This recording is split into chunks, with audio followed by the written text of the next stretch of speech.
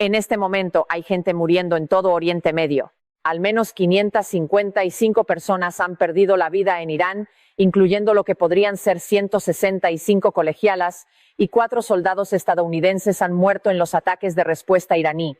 La situación sigue escalando y los propios presidentes admiten que probablemente habrá más muertes. Lo que hace que todo esto sea aún más grave es que Estados Unidos atacó a Irán sin autorización del Congreso, sin el respaldo de las Naciones Unidas y según las propias reuniones informativas a puerta cerrada del Pentágono, sin contar con información de inteligencia que indicara que Irán estaba a punto de atacar primero a las fuerzas estadounidenses. Vamos a analizar con detalle qué está sucediendo realmente, cuánto está costando y qué puede venir después. La última oportunidad diplomática para evitar este conflicto se desarrolló en Ginebra, cuando las autoridades estadounidenses ordenaron a Irán que abandonara por completo el enriquecimiento de uranio durante 10 años. El ministro de Asuntos Exteriores iraní respondió que el enriquecimiento era un derecho inalienable de su nación. El enviado de la administración Trump replicó que Estados Unidos tenía el derecho inalienable de detenerlos. 2 días después, las bombas comenzaron a caer. La Agencia Central de Inteligencia llevaba meses rastreando la ubicación del líder supremo de Irán y la Agencia de Seguridad Nacional se enteró de que él y varios altos oficiales militares y de inteligencia del país estarían reunidos en un complejo gubernamental en el centro de Teherán. El plan original era actuar de noche junto a Israel, pero la oportunidad parecía demasiado buena como para dejarla pasar. Así, el sábado, alrededor de las 9:40 de la mañana hora local, misiles de largo alcance impactaron el complejo, matando al hombre que había gobernado Irán desde 1989. Casi simultáneamente, se lanzaron ataques en otros 2 lugares, matando a unas 40 figuras de alto rango, incluyendo al jefe de la Guardia Revolucionaria Islámica y al ministro de Defensa del país. El Comando Central de Estados Unidos anunció formalmente la Operación Furia Épica. Aproximadamente 1 hora después del inicio de los ataques, el presidente Trump publicó un video de 8 minutos en el que declaró que el objetivo era defender al pueblo estadounidense, eliminando las amenazas inminentes del régimen iraní. Calificó al régimen como un grupo despiadado de personas muy peligrosas y afirmó que sus actividades amenazantes ponían en peligro directo a Estados Unidos, a sus tropas, a sus bases en el extranjero y a sus aliados en todo el mundo. Reconoció que podrían perderse vidas de militares estadounidenses, señalando que eso es algo que ocurre en la guerra. Trump también afirmó que los ataques eran necesarios porque Irán había rechazado toda oportunidad de renunciar a sus ambiciones nucleares, y le dijo directamente al pueblo iraní que cuando los ataques terminaran, asumiera el control de su gobierno, porque sería suyo. Horas después, al confirmar la muerte del líder supremo, Trump lo calificó como una de las personas más malvadas de la historia y aseguró que los bombardeos continuarían ininterrumpidamente durante toda la semana o mientras fuera necesario. La segunda oleada de ataques se dirigió contra la defensa aérea iraní, especialmente las baterías de misiles tierra-aire que custodiaban los sitios estratégicos del país. Al mediodía del domingo, Israel declaró haber alcanzado la supremacía aérea total sobre el territorio iraní. El excomandante de la Fuerza Aérea israelí lo expresó sin rodeos, afirmando que Irán estaba completamente expuesto a ataques aéreos y que solo las fuerzas estadounidenses e israelíes decidirían dónde, cuándo y cómo actuar, sin ningún tipo de restricción ni obstáculo defensivo por parte iraní. En la siguiente oleada, atacaron los sistemas de misiles balísticos de Irán, lanzadores de municiones, almacenes de misiles de crucero y plantas de producción de armamento. Israel desplegó 200 aviones de combate en lo que describió como su mayor operación aérea de la historia. La división fue clara. Israel tomó el oeste de Irán y Estados Unidos el este. Trump también ordenó ataques contra la armada iraní, informando que 9 buques de guerra iraníes habían sido destruidos y hundidos, y advirtiendo que el resto correría la misma suerte. Además, tanto las fuerzas estadounidenses como las israelíes atacaron docenas de centros de mando militar, incluyendo la sede principal de la Guardia Revolucionaria Islámica. La Media Luna Roja iraní informó que los ataques a 131 ciudades habían matado al menos a 555 personas. El ataque más devastador del que se tuvo noticia fue el que golpeó una escuela de niñas el sábado, matando a 165 personas, en su mayoría niños. Medios verificaron videos e imágenes que mostraban al menos la mitad de la escuela destruida. La escuela, según los informes, estaba adyacente a una base naval de la Guardia Revolucionaria, y las imágenes mostraban a trabajadores de emergencia y familias excavando entre los escombros llenos de libros y mochilas escolares cubiertos de sangre y ceniza. Irán no absorbió los golpes en silencio y comenzó a contraatacar contra Israel y los estados árabes del Golfo que albergan fuerzas estadounidenses. Un ataque iraní a una base en Kuwait mató a 3 soldados del ejército estadounidense y causó heridas graves a otros. Un cuarto soldado murió posteriormente a causa de las heridas sufridas en los ataques iniciales. Israel sufrió un ataque con misiles que causó al menos 9 muertos y 27 heridos, elevando el total de víctimas israelíes a 11. Durante la noche, el Hezbollah libanés comenzó a lanzar cohetes y drones hacia Israel, a lo que Israel respondió atacando docenas de objetivos en Beirut y el sur del Líbano, matando al menos a 31 personas e hiriendo a 149. Un funcionario israelí afirmó que el ejército había lanzado una ofensiva en el Líbano que podría incluir muchos días de combate prolongado, con todas las opciones sobre la mesa para una operación terrestre. Una milicia chií iraquí también se atribuyó un ataque con drones contra tropas estadounidenses en el aeropuerto de Bagdad, aunque sin reportar bajas. El Pentágono reveló además que 3 aviones de combate estadounidenses cayeron sobre Kuwait en un aparente incidente de fuego amigo, aunque los 6 tripulantes pudieron eyectarse y se encontraban en condición estable. Las repercusiones regionales fueron amplias y devastadoras. En Siria, un misil iraní mató a 4 personas, un dron impactó un aeropuerto. Los escombros alcanzaron una refinería de petróleo y se reportó humo saliendo de la embajada de Estados Unidos, con un muerto y 32 heridos en total. En los Emiratos Árabes Unidos, 3 personas murieron y 58 resultaron heridas, cuando restos de un dron impactaron un aeropuerto y un hotel de 5 estrellas fue incendiado.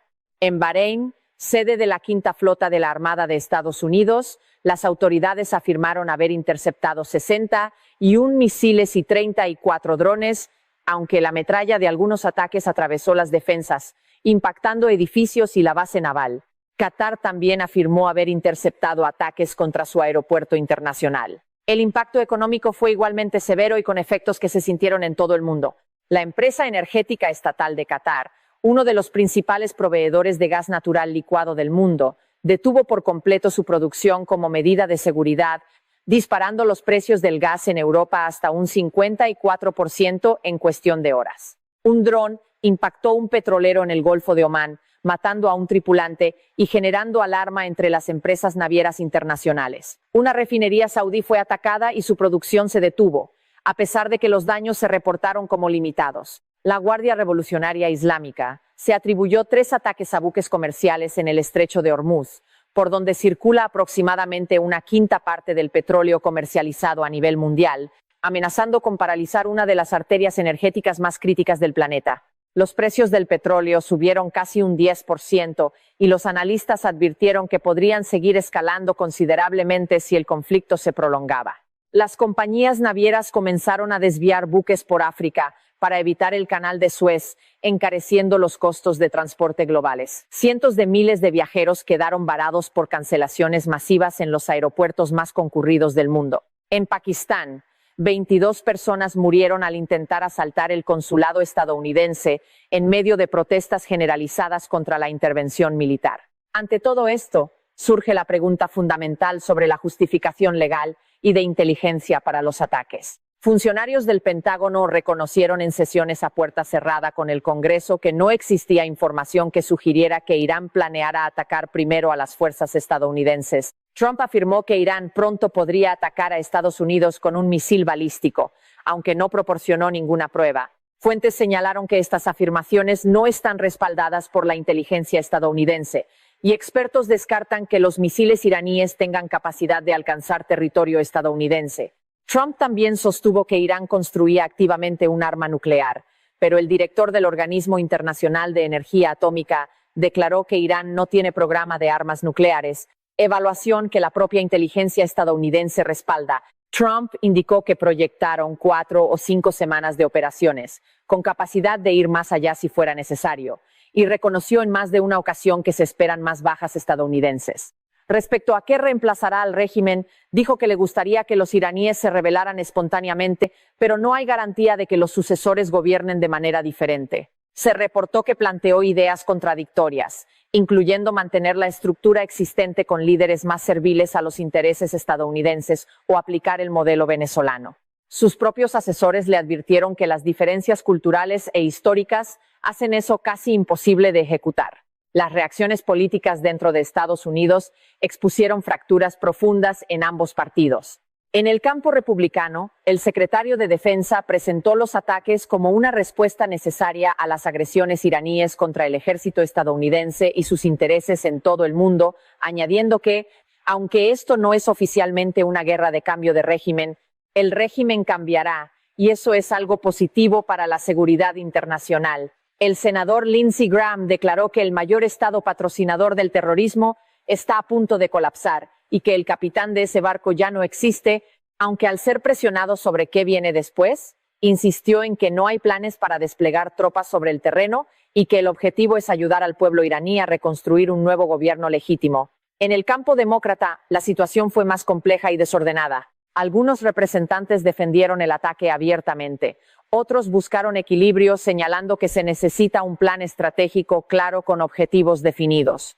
Gobernadores como Gavin Newsom de California y Josh Shapiro de Pensilvania condenaron al régimen iraní, pero criticaron duramente el enfoque de la administración. Figuras como Alexandria Ocasio-Cortez acusaron a Trump de mentir y optar por la agresión cuando la diplomacia estaba al alcance. El senador Bernie Sanders calificó la guerra de inconstitucional y violación del derecho internacional. Se espera que el Senado y la Cámara de Representantes voten sobre resoluciones que exigen que Trump obtenga aprobación del Congreso antes de cualquier acción militar adicional, invocando la Resolución de Poderes de Guerra de 1973, aprobada específicamente después de la Guerra de Vietnam, para limitar los poderes presidenciales en materia de declaración de guerra. Sin embargo, legisladores admiten que es muy improbable que estas resoluciones sean aprobadas dado que los republicanos mantienen la mayoría.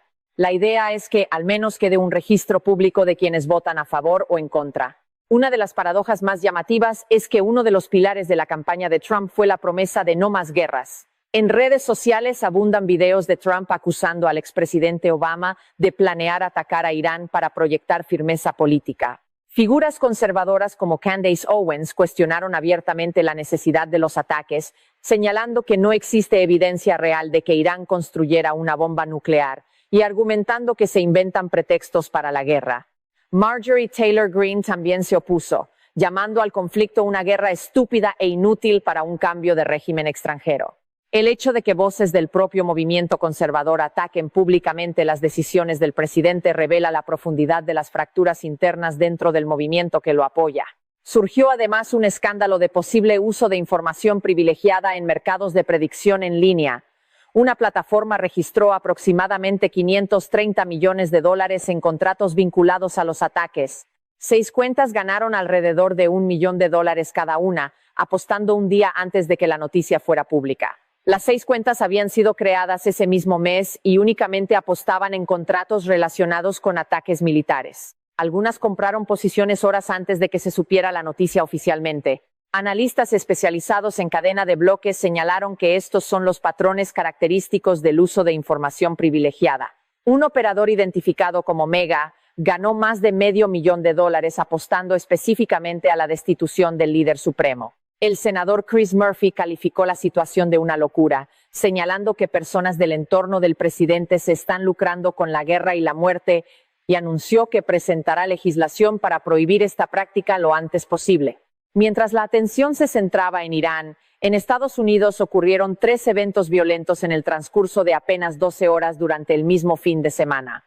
En Austin, Texas, un hombre armado abrió fuego frente a una cervecería al aire libre en la Sexta Calle, dio varias vueltas a la manzana, disparó contra personas en el patio y la acera, condujo más adelante, regresó a pie y volvió a disparar. La fuerte presencia policial permitió interceptarlo antes de causar más daño. El resultado fue 3 muertos y 14 heridos, 3 de ellos de gravedad. El tirador vestía una camiseta con la bandera iraní y llevaba meses publicando mensajes de apoyo al régimen iraní y de odio hacia líderes israelíes y estadounidenses. Las autoridades lo calificaron como un posible acto de terrorismo.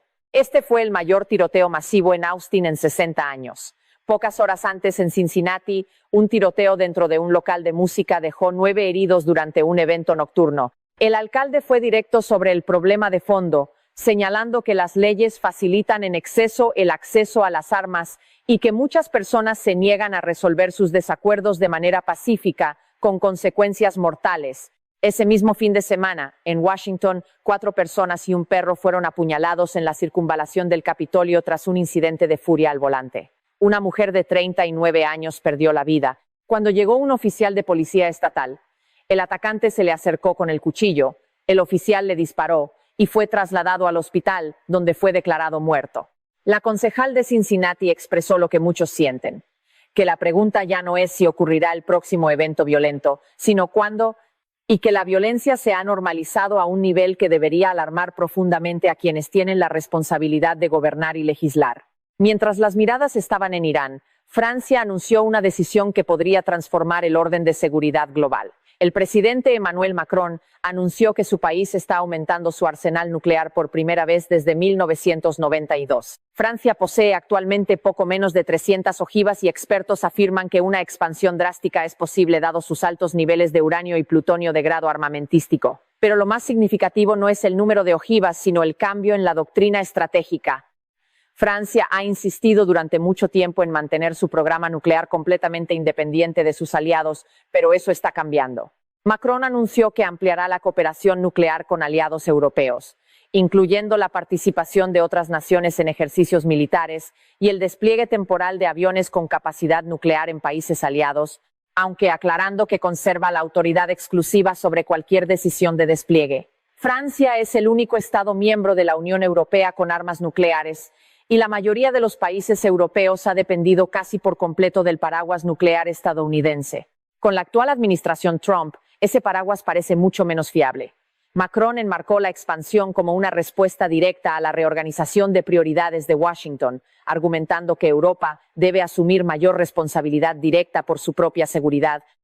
Si esto conduce a un impulso europeo más amplio hacia la disuasión nuclear independiente, transformará fundamentalmente el orden de seguridad global que se ha mantenido desde el fin de la Guerra Fría. En el frente político interno, los demócratas afirman tener los votos para citar al secretario de Comercio Howard Lutnick por sus vínculos con Jeffrey Epstein, con evidencia de que intercambió correos electrónicos con Epstein después de que éste fuera condenado por delitos sexuales. El Departamento de Justicia eliminó brevemente de sus archivos una fotografía de Lutnick junto a Epstein en su isla privada, lo que generó exigencias de explicaciones de políticos de ambos partidos.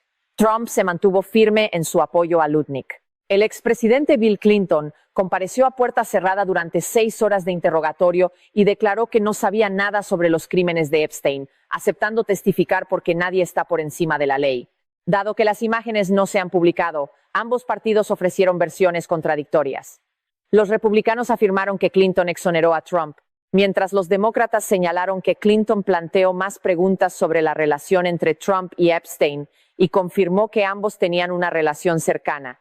Los demócratas están convirtiendo esto en un tema central de cara a las elecciones de mitad de mandato, indicando que si recuperan la mayoría legislativa buscarán entrevistar formalmente a Trump y posiblemente a Melania. La pregunta más importante que sobrevuela todo este panorama es si alguna de estas investigaciones conducirá a una rendición de cuentas real para los implicados o si simplemente se convertirá en otro instrumento político que ambos partidos utilizarán para intentar sumar puntos electorales mientras quienes buscan justicia continúan esperando sin obtenerla. Como ocurre con tantos otros escándalos en la política estadounidense contemporánea, el riesgo real es que el ruido mediático supere la sustancia, que las narrativas contradictorias confundan a la opinión pública y que al final nadie sea responsabilizado de manera significativa. Esa es la pregunta que quedará abierta durante los meses que vienen.